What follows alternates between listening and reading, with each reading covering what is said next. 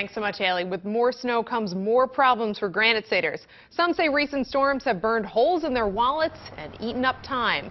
WMUR's Mike Cronin is live in Manchester tonight. And Mike, how are the conditions there?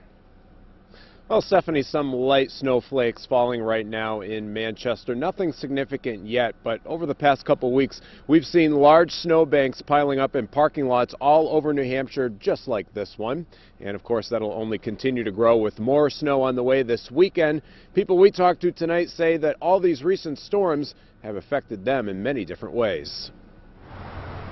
As the storms and snowbanks have piled up, so too have the snow days. 5 of them for Connor. Have you played in the snow?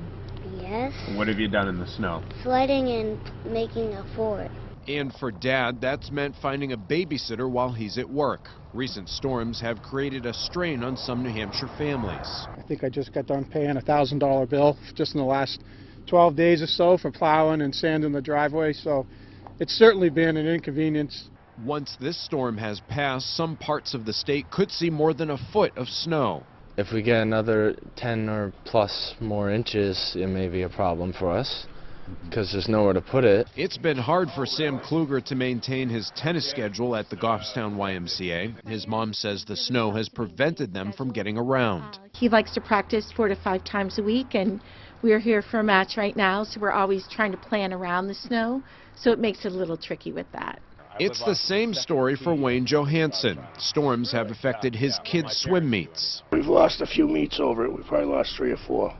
More snow this weekend could create more problems for people and animals.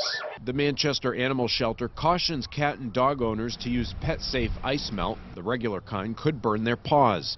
While outside, keep a close eye on your 4-legged friends and limit their time in the cold. Keep your dogs and cats inside and just snuggle with them. We're cold, they're cold. As for humans, they're hoping for some kind of break. Hopefully in the next 5-10 days. Yeah, hopefully. And another point on pets, the Manchester Animal Shelter says to make sure that your pets can't escape the yard by climbing over snowbanks. In the past couple days, they actually had a cat and a dog brought into the shelter who escaped their yards and actually ended up being stuck in snowbanks. Live in Manchester, Mike Cronin, WMUR News 9.